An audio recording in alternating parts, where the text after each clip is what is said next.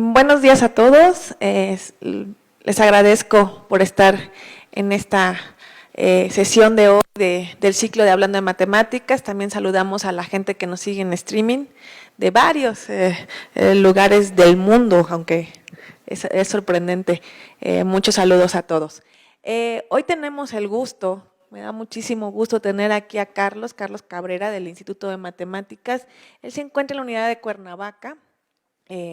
Carlos estudió la carrera aquí en la Facultad de Ciencias, el doctorado en Stony Brook y ya tiene, pues, desde que regresó en el Instituto de Cuernavaca, en el Instituto de Matemáticas, en la unidad de Cuernavaca, trabajando, ahí lo pueden encontrar.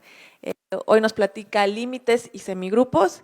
Muchísimas gracias, Carlos, por estar aquí. Muchas gracias, Mocuy. Muchas gracias por invitarme. Es un placer hablar con ustedes. El tema de la plática es básicamente el infinito. Es límites y cuando me invitaron, me dijeron que es una plática básicamente dirigida a licenciatura. Y un poco me gusta cuando hablo con gente de licenciatura, hablar un poco de mis frustraciones, ¿no? Ventilar las cosas que me pasaron a mí en la licenciatura.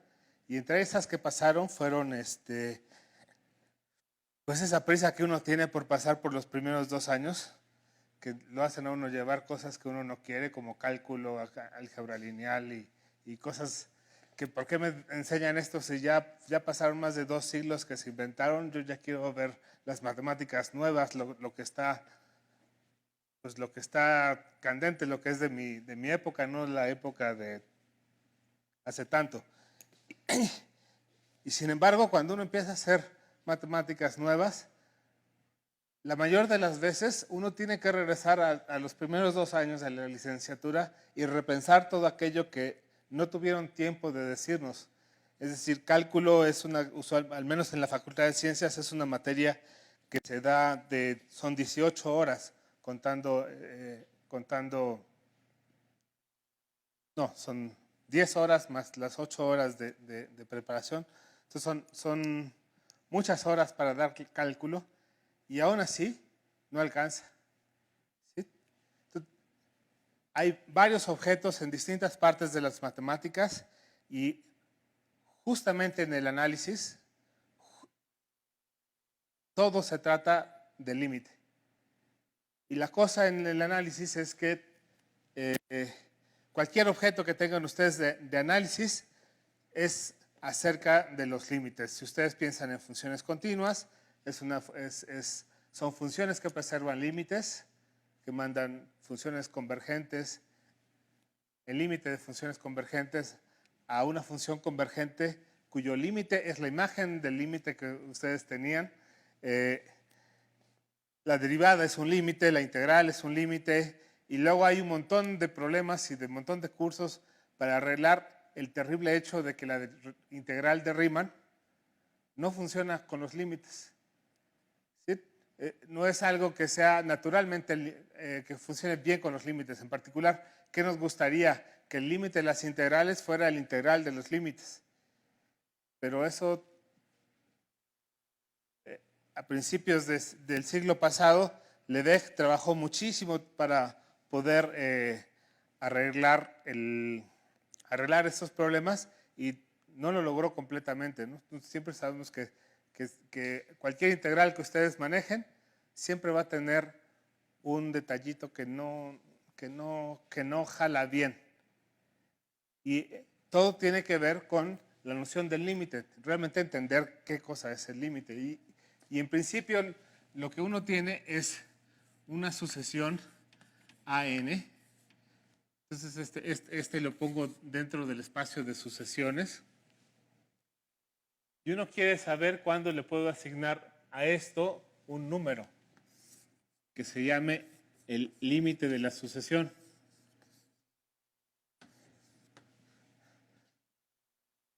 Y después yo sé que estas cosas, pues es esta función lim es lineal. Es decir, si ustedes escalan la sucesión, tienen el límite, es la misma escala, se escalan los límites consistentemente y el límite de la suma es igual a la suma de los límites. Es todavía mejor, es un morfismo de álgebra. Si ustedes toman el producto de dos sucesiones que son convergentes, el límite es un producto. Si el límite no es cero, entonces también puedo dividir por esa sucesión cuyo límite sea distinto de cero. Límite de las constantes es siempre constante, eso está bien. Y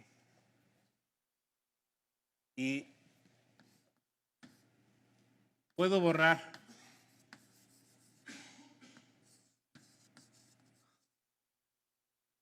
una cantidad finita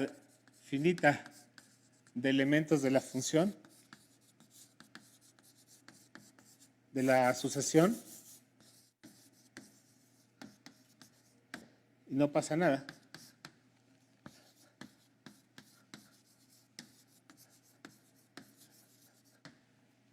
¿Sí? Es decir, si yo borro los primeros elementos de la sucesión de un límite, pues el límite sigue siendo el mismo. ¿Sí? Eso es otra de las posibilidades. Entonces, ¿qué más quiero decir de aquí?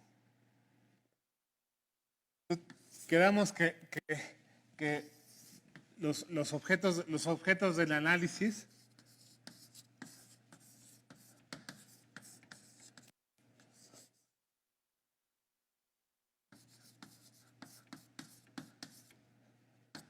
son límites.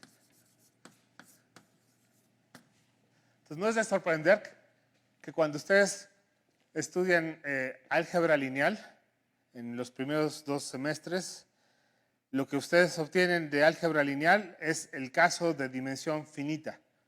¿Sí? Si ustedes brincan de dimensión finita a dimensión infinita, entonces deja de llamarse álgebra lineal y se convierte en análisis funcional. Cualquier cosa que es... ¿Y por qué es la razón? Porque cuando ustedes tienen dimensión infinita, el concepto de dimensión de base ya no es lo mismo. Si yo tengo una base que es infinita, la única manera que puedo decir que genera es si las sumas se van aproximando. Entonces, necesariamente el espacio donde estoy trabajando debe tener una noción de límite. ¿Sí?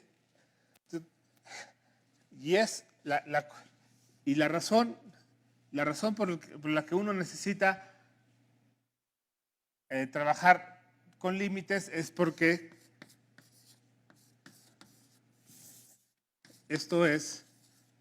porque los objetos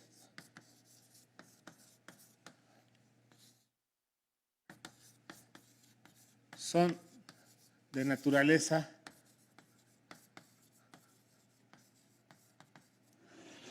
infinita. Y aquí estoy ya usando la palabra naturaleza, y la palabra naturaleza es algo que a la gente le gusta usar libremente para justificar cualquier cosa que no tiene nada de natural. En particular, el infinito. Y ya, me dice que lo están llevando en streaming, lo siento. No hay ninguna evidencia de que el infinito exista. No pueden ustedes encontrar en la naturaleza, digo, en la vida real, de lo que sea, para evitar esa cosa natural, en la vida real no hay objetos infinitos. Los físicos saben que si se hacen muy pequeñitos llega un momento en que ya no pueden ver las cosas y mejor usan lo que llaman cuanta, y entonces deja de ser finito. Incluso las ondas las puedo pensar como una cosa... Bueno, ahí sí ya casi me caigo del escenario, porque realmente es el análisis de Fourier, y algo que no podemos negar del infinito es que es algo útil. Aunque no exista, como herramienta matemática es algo que si prescindiéramos de ello, si nos dejáramos solamente en el mundo finito, habría matemáticas preciosas. El mundo finito, el mundo la combinatoria, las optimizaciones, la programación lineal, la algoritmia son problemas serios y tienen tanta complejidad como cualquier problema de naturaleza infinita y quizá más. Y tanto más que justamente como matemáticos metemos esta herramienta de infinitud para lograr pues una manera de lidiar con cantidades que son extraordinariamente grandes.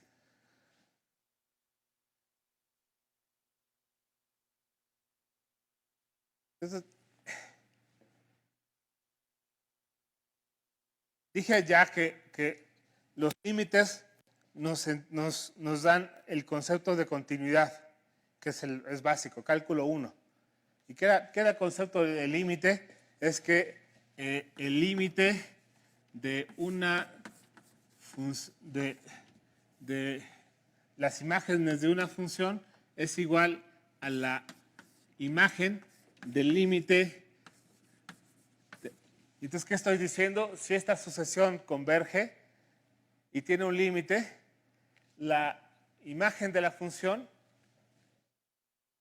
tiene que ser igual a la función manda a una función convergente y el límite tiene que ser la imagen del límite de la función. Bueno, me estoy haciendo bolas, pero es lo que está escrito ahí. Ahora, esto define continuidad.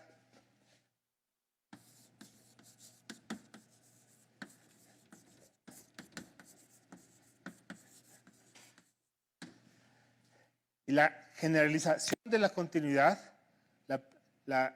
es lo que nos lleva a la continuidad es a definir topología. La topología es exactamente el estudio de las funciones continuas. A lo mejor por eso no se ve, ¿verdad? ¿Se alcanza a ver? ¿Sí? Bueno, me paso allá entonces.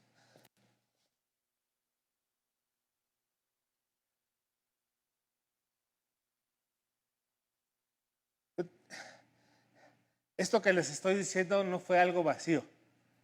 En los inicios del cálculo había este problema de definir derivadas porque uno tenía que hacer cosas muy pequeñas y tomar límites de cosas que eran 0 sobre 0. Y si algo tenemos prohibido los matemáticos es dividir entre 0.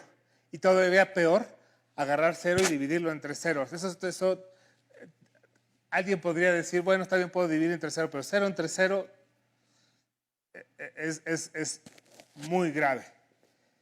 Y de nuevo, acerca de la naturaleza del infinito, es que cualquier intento que uno hace ingenuo de darle una definición al infinito, de querer darle existencia, nos lleva facilísimo.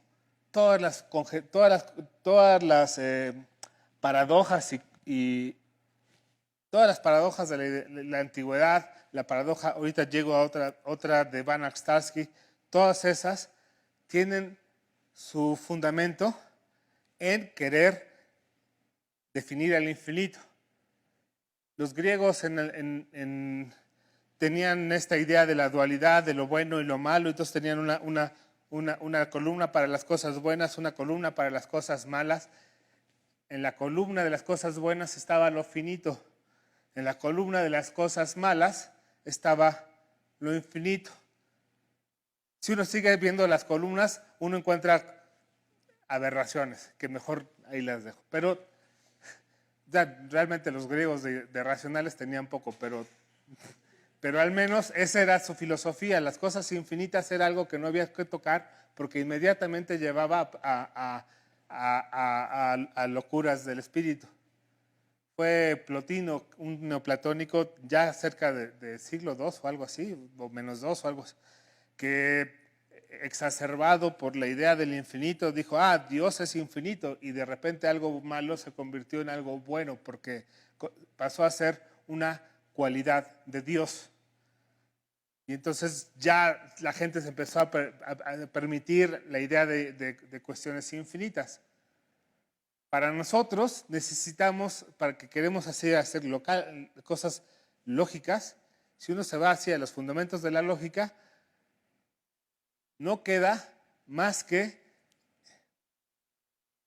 poner la existencia del infinito como un axioma. Lo podemos poner de la manera que ustedes quieran. Existe un conjunto infinito. Los naturales son infinitos. La inducción funciona. Cualquiera de esas cosas les implican el axioma del infinito. Y nosotros estamos ya, como matemáticos, acostumbrados a tomar axiomas por ciertos que nos llevan a problemas. Otro axioma como esos es el axioma de elección. Y claro que el axioma de elección hasta lo no numerable no hay problemas. Uno lo puede definir sustentar más o menos con los axiomas de Zermelo-Fraenkel. Es nuestro problema con los transfinitos. Ese infierno que nos regaló Cantor, como decía Hilbert, es justamente un problema básico en infinitud. Y ¿qué más decir de esto? Pues como matemáticos así, y si vamos a un restaurante o a la cena, no queremos hacer la cuenta de lo que hay que pagar. No, esto no somos calculadoras. Pero siempre presumimos de que, los matemáticos sabemos que hay una cantidad infinita de infinitos. Claro, pero para eso necesitamos que haya por lo menos uno. ¿Sí? No está garantizado más que por un dogma, una creencia. Sí, tenemos creencias. Nosotros escogemos nuestros axiomas. Y está bien, porque sabemos que son axiomas, podemos tomar el contrario y no pasa nada. Así como la ley el otro axioma es la ley del tercero excluido. Algo pasa, solamente tengo dos posibilidades, existir o no existir, ser verdad o no. ¿Sí? Incluso eso lo podemos romper. Bueno, pero de nuevo, el punto es que estas cosas, este tipo de juegos con los infinitos nos llevan a muchos problemas. Psicológicamente, yo estoy completamente seguro que la razón por la que cálculo es la materia más reprobada en el mundo, bueno, otra vez, perdón por decir dos veces mundial, pero la materia más reprobada que hay, no solamente en México, es cálculo. Bueno, en la Facultad de Ciencias creo que geometría moderna le gana, pero digamos que en general, la geometría moderna es algo para matemáticos, pero en general la materia más reprobada es cálculo. ¿Y cuál es el problema? Es que hay que formalizar la idea operativa del infinito, en particular con límites. Entonces, cuando estaban discutiendo acerca de los infinitesimales, de que si cosas se van a chiquitas, que cosas se van haciendo grandes, pues hubo varias formas de querer arreglar la definición de límites. En particular, una manera de meter las cosas debajo de la alfombra es empezar a usar conjuntos. Y entonces uno sustituye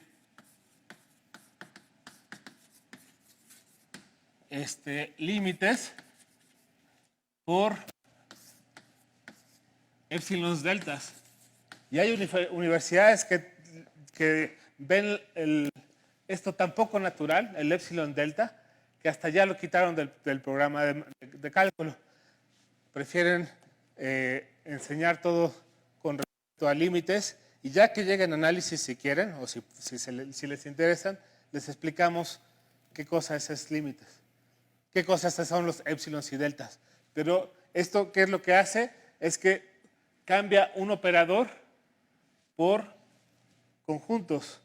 Y eso se hizo a finales de los 800, fue lo que hizo Cantor, ¿no?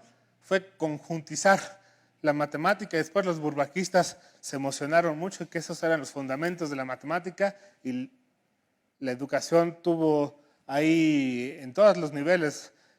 Yo me acuerdo que el primer semestre siempre era aprender el teoría de conjuntos, el conjunto universal, la intersección y todo eso, Todo eso porque creyeron que hablar de conjuntos era la manera de entender la matemática.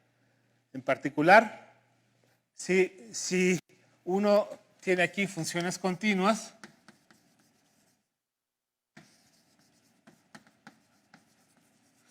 aquí uno tiene conjuntos. Entonces yo puedo definir funciones continuas, como aquí hay una traducción, puedo definir funciones continuas a través de conjuntos. Pero estos conjuntos están definidos en términos de épsilos y deltas, que realmente lo que me están hablando es de una métrica. Decir, bueno, ¿y por qué necesito algo que mida cosas? Realmente, filosóficamente, lo que necesito saber, y a veces se habla en la vida, que dos cosas son cercanas y no necesariamente necesito saber cuál es su distancia. ¿Sí? Entonces, de querer jalar esta definición, nos lleva a la topología de conjuntos.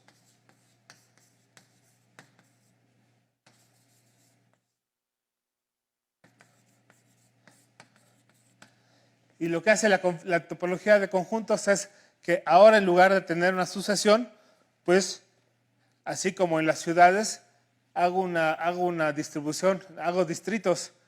Bueno, no distritos, vecindades. Y nada más voy diciendo cuando dos tipos viven cerca, pues si viven en el mismo barrio. ¿Sí? Eso es completamente natural y no necesito hablar de distancia. ¿Qué tan cerca están? Pues depende qué tanto barrio tenga. ¿Sí?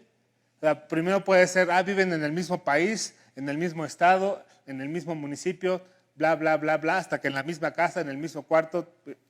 ¿Sí? Entonces uno va haciendo una especie de telescopio para decir quiénes son las gentes que de veras están muy cercas de algún punto. Eso es la noción de cercanía. Y una vez que tengo noción de cercanía, bueno, pues la noción de continuidad es esas cosas que no rompen, que mandan cosas cercanas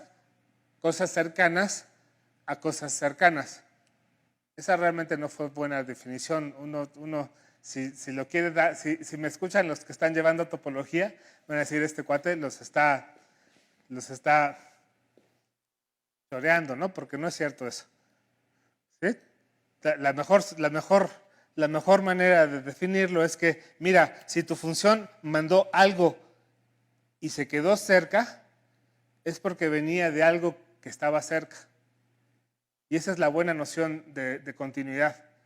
Si tu función está viendo algo, porque la función es algo así como, pues realmente una especie de lente. Y a través de ese lente veo las cosas de las que venía. Y si mi función ve que hay cosas cercanas, si es continua, es porque vienen de cosas cercanas. ¿Sí?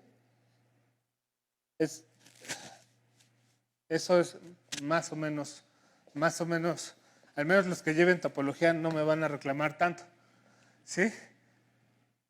Pero entonces yo sigo necio, porque la plática es acerca de límites. Y yo quiero saber si puedo utilizar límites para definir topologías. ¿Sí? Es decir, agarro una sucesión y la sucesión va a ser continua, tengo una noción de límite y quiero definir cerrados. O mejor, defino su contraparte. Siempre uno puede definir o cerrados o abiertos. Entonces voy a decir que una cosa es abierta si siempre que tengo una sucesión que converja adentro, casi toda la sucesión tiene que estar ahí adentro. Y eso ya me define una buena topología. ¿Sí? No, otra vez la gente que lleva topología me va a decir, no se vale, no seas tan no tengas ilusiones. Para poder hacer eso necesito que de nuevo, ¿cuál es mi problema con los infinitos? No es que sean numerables como los naturales.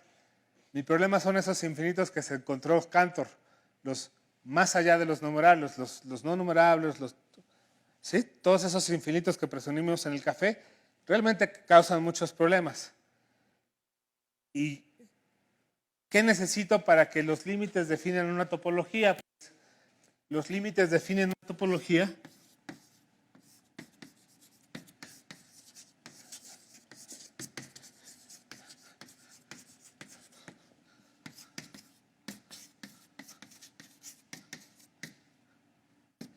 siempre que cada punto tenga una colección numerable, contable, de vecindades.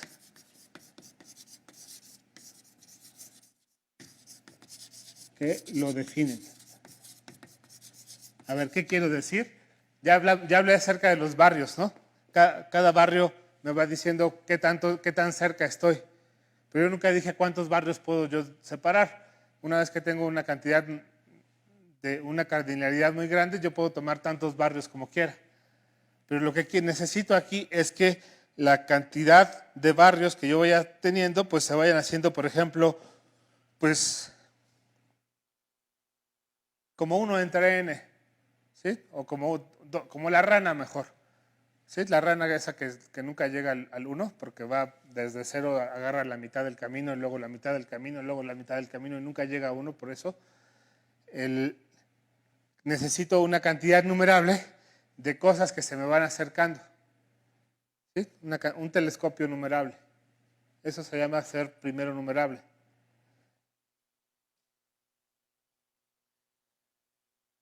Entonces uno se pone de nuevo así como, es que la naturaleza y el debe ser y el mundo debe ser, no debe ser perverso.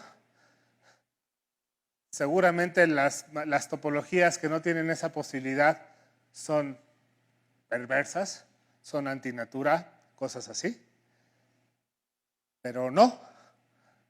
A ver, vamos a ver con una... El problema aquí es como, ¿qué quiere decir que las cosas sean naturales? ¿Sí? Por ejemplo, si yo estoy en geometría algebraica, algo que me parece natural es que los ceros de los polinomios sean cerrados. El lugar de ceros de cualquier función continua debe ser algo cerrado. ¿Sí? Si yo tengo algo que me dice cerrados, pues yo puedo tomar la mínima topología que tiene eso como cerrados. Esta se llama topología de Zariski. El problema de la topología de Zariski es que es muy mala. Es terriblemente mala. ¿En qué sentido? Si yo tengo 2 puntos, o sea, a mí, si lo ven en términos de población, lo van a ver muy bien. Imagínense una población en la que no haya manera de separar 2 gentes. ¿Sí? Que no puedan vivir en cuartos separados. Esto se llama ser Hausdorff. Y no solamente cuartos separados, cuartos completamente disjuntos, ¿no? Que yo quiero en algún momento mi momento de privacidad y no quiero estar viendo al otro punto. ¿Sí? Y eso se llama ser Hausdorff. La topología de Zariski no es Hausdorff. Todos los abiertos son densos en el lugar donde los estén definiendo. En particular, piensen ustedes en la recta o en los números complejos. ¿Cuántos ceros tiene un polinomio complejo? Pues por el teorema fundamental del álgebra es un número finito. ¿Sí? Entonces en los complejos la topología de Zariski corresponde exactamente con lo que se llama la topología cofinita, donde los abiertos son complementos, está generada por los abiertos que son complementos a puntos finitos. ¿Sí? Esta topología no es primero numerable. Y quedamos que era natural desde el punto de vista de geometría algebraica. Entonces, ya con eso ya demuestro que hablar de naturalidad y de cosas que deben ser, incluso en matemáticas, que es nuestra venta, es que nosotros somos precisos y sin contradicciones y todo eso. Sí, pero bajo reglas, sí lo somos, pero bajo reglas muy establecidas. Y siempre hay que tener cuidado con de lo que hablamos. Justamente con infinito hay problemas. Y empecé la plática y ya ni siquiera he seguido mis notas porque, pero me quedan 20 minutos, entonces no pasa nada.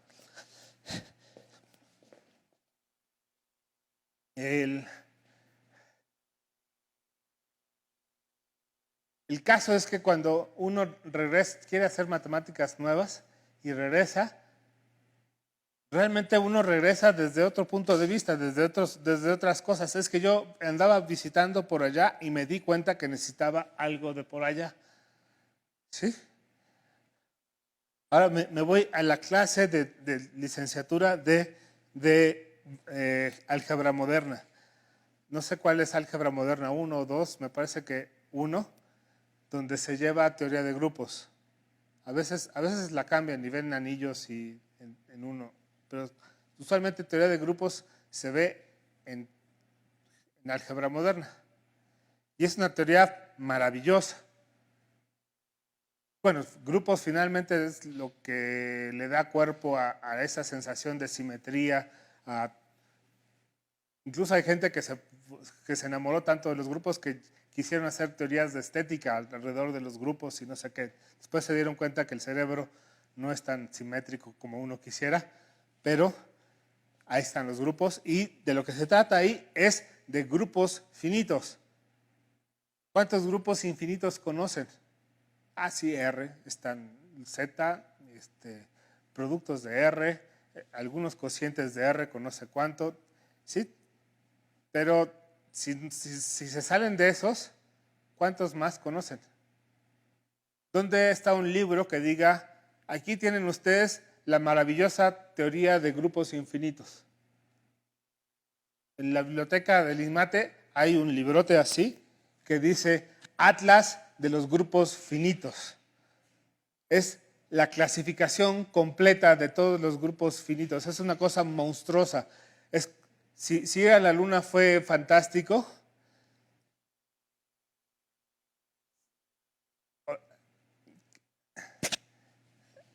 grupos finitos, todos están ahí clasificados. Eso es algo, y es algo triste porque uno cuando era chico le decían, la matemática es democrática, no necesitas ser experto. Mientras tú entiendas, tú puedes encontrarle el error a quien tú quieras. Cualquier teorema que te digan, si tú lo caminas, tú puedes entenderlo. El teorema de clasificación de grupos finitos, desgraciadamente la gente que se sabe las piezas de cómo va arreglada, ya se está muriendo, ya no hay manera de que alguien nos explique ese logro de la humanidad. Ya en algún momento va a ser un dogma, algo que se cree, una leyenda. En algún momento un grupo de matemáticos se dio a la tarea de clasificar los grupos finitos y no sabemos cómo lo hicieron. Y no hay persona que tenga una vida suficiente para caminar todo eso que hicieron, entonces se perdió. Se perdió irremediablemente esa cosa que era bonita de matemáticas, ¿no? Pero no importa, de todas maneras nos podemos sentir orgullosos de que en algún momento pasó.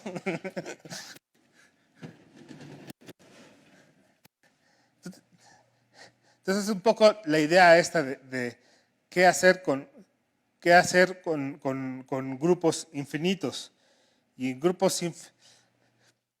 Entonces, un grupo es algo que tiene una operación que es asociativa y que siempre que haga algo tengo chance de deshacerlo. ¿Sí? Los semigrupos son más radicales. Solamente es asociativo, puede tener una identidad, pero si haces algo, no necesariamente puedes revertirlo. Es un poquito más uno tiene que hacer las cosas con más cuidado porque si hace algo, ya no hay manera de hacer inversos. ¿Sí? Pero pues no pasa nada. Desde primaria que empezamos con semigrupos. Ahí está el semigrupo. Como conjuntos, la estructura puede haber varias estructuras. Por ejemplo, este de aquí, los naturales bajo la suma, es nuestro primer semigrupo. Muy bonito, todo lo entendemos. Es cíclico. Como semigrupo, esto es cíclico. Está generado por el 1. O al menos eso nos dice el principio de inducción. ¿Sí? No voy a llegar. ¿Tienen ustedes? La cosa se pone bien interesante, súper interesante, si cambian la operación más por la operación por. Y ahora, la operación por no es más que una manera iterativa de hacer sumas, ¿no? Porque si uno pone 5 por 3, pues no es nada más que agarrar 5, sumarle 5, sumarle 5. O si no tenemos ganas de usar indoarábicos, lo ponemos en este arreglo, el sistema unario, y el sistema unario lo ponemos de manera floja, no en fila india, sino pues los agrupamos por estos tamaños y vemos que este tipo de cosas forman arreglos rectangulares. Y una vez que vemos los arreglos rectangulares, uno nota que si está viendo uno así o viendo así, es lo mismo, el orden de los factores no altera el producto. Entonces puedo verlo como 3 más 3 más 3 más 3 más 3 más 3 más 3 más 3. ¿Sí? Esa es la naturaleza. Producto y suma están de esa manera relacionados. La conjetura ABC es algo que muestra que la relación es todavía mucho más profunda de lo que uno ve. Y, por ejemplo, la fórmula de Euler para la función de z de Riemann, otra forma de ver que suma y producto nunca dejan de separarse. Sin embargo, como semigrupos, este de aquí es cíclico generado por uno, mientras que este es cíclico. ¿Cuál cíclico? Es infinitamente generado, según Euclides. Hay un conjunto infinito que está generado por los primos. La manera que se distribuyen los primos en los naturales y todo esto es como, si yo me pregunto, ¿cómo están distribuidos los primos en los naturales? Ya llegan ustedes a la frontera de las matemáticas así.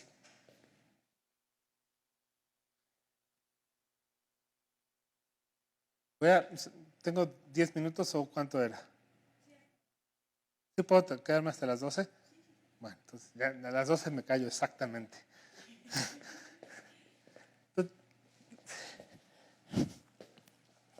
Entonces, yo quiero generalizar la noción de límite. ¿Sí? A veces los límites no alcanzan. Entonces, el problema es que los límites, si ustedes me dan una sucesión, la función no necesariamente tiene su límite. Una sucesión de números reales. Sin embargo, tiene dos números que son ineludibles gracias al principio del supremo. ¿Y cuáles son esos números ineludibles? El límite inferior, ese siempre existe. Puede ser menos infinito, pero siempre existe. El límite superior siempre existe. Puede ser menos infinito, puede ser más infinito, pero también siempre existe. Entonces, dados dos números, dado una sucesión de números, no tenemos la seguridad de que tenga límite, pero tenemos dos seguridades, dos certezas. Y de eso vivimos los matemáticos, de tener certezas. Y estas certezas son el límite inferior y el límite superior. Entonces, ahora me voy a tomar un conjunto y voy a tomar L así, gorro chiquito infinito, pues nada más son todas esas sucesiones de números X, de X a los... Voy a pensar que el conjunto X es infinito, que tiene valores reales, acotadas y definidas en X. ¿Sí? Usualmente el espacio de funciones de sucesiones con el que empecé, X es igual a R, pero a mí me interesa mezclar cosas. Algo bellísimo de las matemáticas es que las cosas se mezclan. Así como álgebra lineal se convierte en análisis funcional cuando uno piensa dimensión infinita, quiero ahora hacer el juego para grupos y semigrupos cuando son infinitos.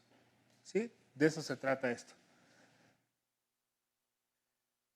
Entonces queremos buscar un promedio de manera que la acción se haga lineal. Allá había pedido que los límites fueran lineales. También quiero que en este espacio, que tiene una naturaleza de espacio vectorial natural, y voy a tomar es decir, todas las funciones lineales de esto en el campo o en los reales, el espacio de esas funciones se llama el espacio dual. Entonces voy a agarrar todos aquellos elementos que se mantienen dentro del, aquí debería ser el lim_inf y el lim_sup, perdón. ¿Sí? Si me mantengo dentro de esas dos certezas, voy a tener algo que se parece a un promedio, algo que se parece a un límite. ¿Sí? Fíjense que si la S es aquellas donde el lim_inf y el lim_sup son iguales, es decir, existe el límite, entonces no le queda este promedio que yo tengo, no le queda más que ser un límite. ¿Sí? Entonces realmente estoy generalizando el límite. Y así como lo puse, un promedio tiene las siguientes propiedades. Como es una función lineal, pues funciones lineales en espacios de dimensión infinita se cambian y les llaman operadores. Esta razón yo no sé por qué, siempre me causa conflicto. Pero pertenece a la bola unitaria de este espacio vectorial y además su norma es exactamente igual a 1. Funciona que también para las funciones constantes, si tengo la función constante igual a 1, pues ese promedio va a ser otra vez 1. Como era lineal, entonces también extiende por lo menos aquellas funciones que son constantes. Si tengo algo positivo, pues entonces el promedio de cosas positivas tiene que mantenerse positivas. Y si un elemento satisface cualquiera de las condiciones previas, entonces esto es un promedio. El conjunto de promedios es convexo y bueno, no vacío y tiene propiedades de compacidad. Compacidad es la manera topológica de hablar de cosas finitas. Pero bueno, no quiero tardar mucho en eso. Si el conjunto ahora X, mi obsesión va a ser que este conjunto sea un semigrupo o un grupo.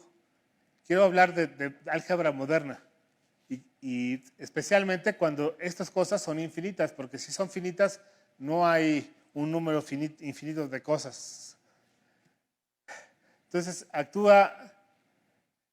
el grupo actúa sobre sus funciones acotadas, sus sucesiones acotadas vía traslaciones. Simplemente ustedes tienen una sucesión y le aplican al grupo a cada una la traslación derecha a cada uno de los elementos. O le puedo aplicar la traslación izquierda a cada uno de esos elementos. Es algo que puedo hacer en grupos y semigrupos. Nada más multiplico. Y esto es la acción por la izquierda de un elemento del grupo es simplemente multiplicar por la izquierda la sucesión, elemento a elemento. Y la acción por la derecha de un elemento del grupo es otra vez multiplicar por la derecha elemento a elemento. Entonces nos van a interesar aquellos promedios que sean gamma invariantes. Es decir, que si yo le aplico la acción por la izquierda, no le pasa nada, o si le aplico la acción por la derecha, no le pasa nada. Un poco así como esto de borrar una cantidad infinita, ¿no? Si yo agarro la sucesión y la corro a la izquierda, o si agarro la sucesión y la corro a la derecha, no debe pasar absolutamente nada. Eso es una propiedad de invariancia. Pero que las cosas se mantengan invariantes es mucho pedir. Los físicos se la pasan diciendo que las leyes del universo se han mantenido así per secula seculorum. Pero en un mundo donde todo cambia, ¿de dónde sacan el dogma de que las leyes físicas no cambian? Es un poquito extraño, pero bueno, de otra manera no había teorías de Big Bang y cosas de esas. ¿Sí? Entonces, ahora voy a decir que un semigrupo o un grupo se llama promediable si admite un promedio invariante por el lado correspondiente. Entonces, es promediable izquierdo. Si además es promediable izquierdo y derecho, entonces es promediable. Si es izquierdo por la derecha, izquierdo es promediable por la derecha. Y aquí tengo que decir de dónde salieron estas elucubraciones. Ya les hablé de la paradoja de Banach-Tarski, ¿verdad? Banach-Tarski dice, agarra una naranja, hay una manera de recortar la naranja, separarla en un rompecabezas, armar una parte del rompecabezas, armar otra parte de las rompecabezas y finalmente tengo dos naranjas iguales. ¿Sí? El milagro de los panes y de los pescados es saber cómo se hace. ¿Sí? Nosotros ya sabemos que se puede hacer. El problema es cómo. ¿Sí? Pero la razón por la que se puede hacer es porque hay un grupo de simetrías actuando dentro de los espacios euclidianos que no son promediables. Un grupo que admite la paradoja de Banach-Tarski, pues, ¿qué otro nombre? Somos bien buenos para ponerle nombre a las cosas. Es un grupo paradójico. Y resulta que un grupo es paradójico, o un grupo es promediable, sí o solo sí, no es paradójico. Entonces, realmente, esta cosa que les decía de uno puede hablar de infinitos uno puede hablar de infinitos, pero si uno tiene mucho cuidado en cómo define uno las cosas. Entonces, promediabilidad es una forma natural de hablar de grupos infinitos que tengan ciertas propiedades con respecto a límites. ¿Sí? Y ya se me fue el tiempo, me quedan 3 minutos. Entonces nada más les cuento un cuento de que esto no... Uno siempre tiene la culpa del matemático, ¿no? Hace una teoría que a nadie le importa, que no le sirve para nada, pero realmente sí importa, y importa mucho en la sociedad, y hay que defender siempre la importancia de aprender matemáticas. Entonces, bueno, aquí está eso Aquí hay algunas otras formas de ver promediabilidad, pero no quiero hablar de eso. Quiero brincarme a 3 variedades hiperbólicas. Este es el asunto de en qué espacio vivimos. ¿Sí? Por ahí de 2 siglos, no sé, se empezó a estudiar las 3 variedades. ¿Sí? Y hay hasta un libro de Javier Bracho que dice en qué espacio vivimos y discute todos estos problemas de que estamos en una 3 variedad, y entonces como hay muchas posibilidades para hacer una 3 variedad, ¿en cuál de ellas vivimos? Hay unas 3 variedades que se llaman hiperbólicas, y estas están dadas por... es una historia bellísima, pero ya en 5 minutos es muy difícil. Bueno, el caso es que vienen está este grupo PSL2C, que son matrices invertibles 2×2 proyectivizadas, que resultan ser el grupo de isometrías de la geometría hiperbólica.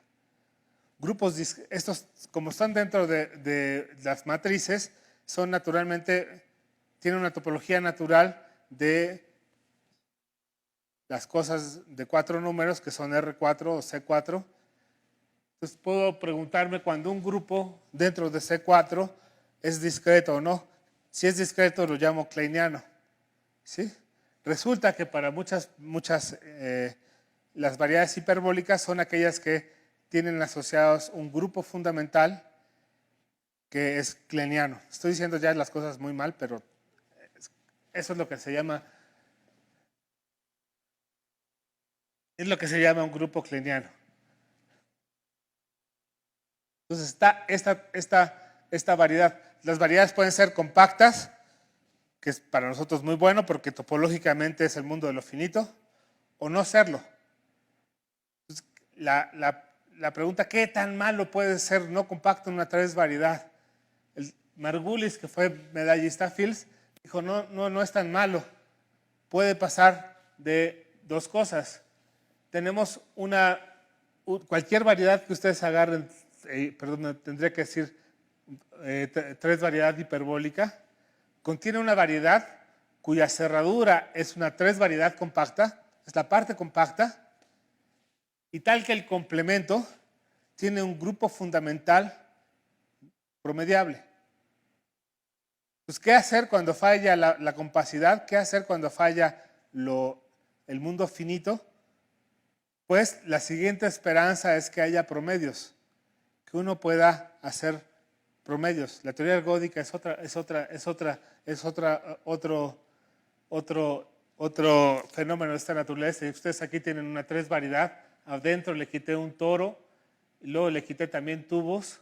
Y entonces uno puede recortar siempre una 3 variedad, tales que las cosas que me quedan afuera tienen grupos fundamentales promediables y las cosas que tengo adentro pues no son promediables, pero son grupos de cosas compactas. No es que sean manejables y que todo el mundo los entienda, pero son más entendibles. Ya me pasó un minuto, perdón. Eso fue todo. Gracias.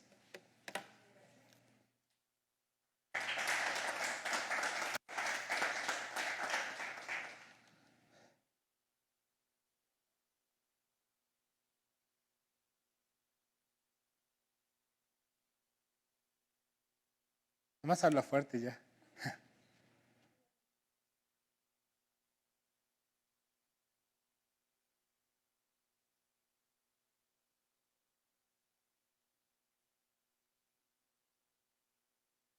También.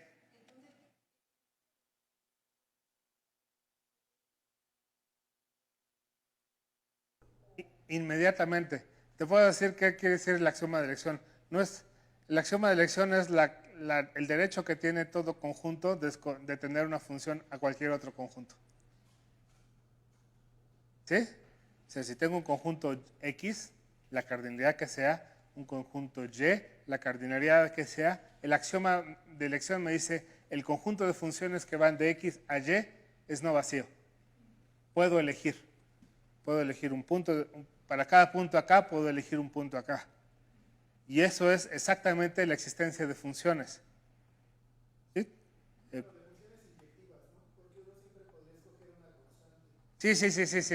O sea, sí, necesito, gracias, o sea, sí necesito una función. Pero para eso necesito saber que este conjunto de acá es más grande. Entonces, bueno, supongo que la cardinalidad a donde llego es más grande. Entonces, si no, no puedo tener una función inyectiva. Entonces, si la cardinalidad a donde llega es más grande, entonces sí puedo inyectarla. ¿Sí? Y entonces quedó la existencia de promedios, ¿no? La existencia de promedios era un funcional, era una función sobre algo de dimensión infinita. Entonces, sí voy a necesitar el teorema de elección, nada más para decir la existencia de eso. Promedios que además funcionan con estas sucesiones se llaman límites de Banach. Y los límites de Banach sí usan fuertemente el axioma de elección. Todo esto está relacionado en ese sentido, sí. ¿Alguna otra pregunta? Hablar de que una variedad tenga un grupo fundamental promediable, ¿por qué lo hace, dijiste, manejable? ¿Cómo? O sea, dijiste que por el teorema de Margulis, cuando tienes una variedad que tiene un grupo fundamental promediable, que lo hacía más manejable. ¿Eso por qué? En este caso, porque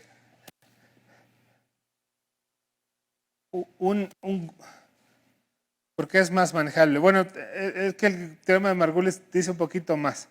Te dice exactamente quiénes son los grupos que pueden aparecer. Y son grupos del tipo Z. ¿Sí? Pero eso no quiere decir que sea manejable, ¿no? Otra vez está toda la Z de la conjetura de Riemann y todo eso. Pero, por ejemplo, tener Z cruz Z dentro del grupo, eso ya no es promediable. Entonces, había una conjetura de... Esto lo empezó von Neumann. Von Neumann también fue, curiosamente, de las personas que empezaron con teoría ergódica de una manera de invariancia de grupos y todo esto. Y empezó a estudiar promediabilidad justamente para entender la paradoja de Banach-Tarski, y se pensaba que un grupo era no promediable siempre que contuviera Z cruz Z dentro. Pero hay contraejemplos para eso. ¿Sí? Y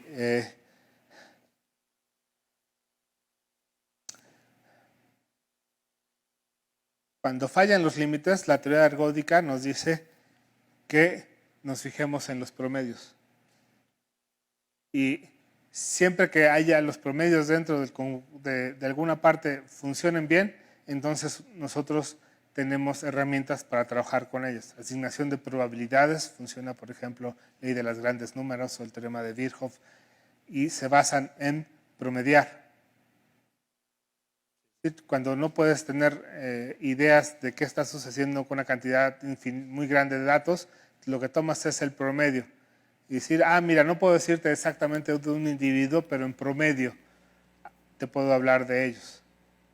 ¿Sí? Entonces, esa es la idea. Correcto.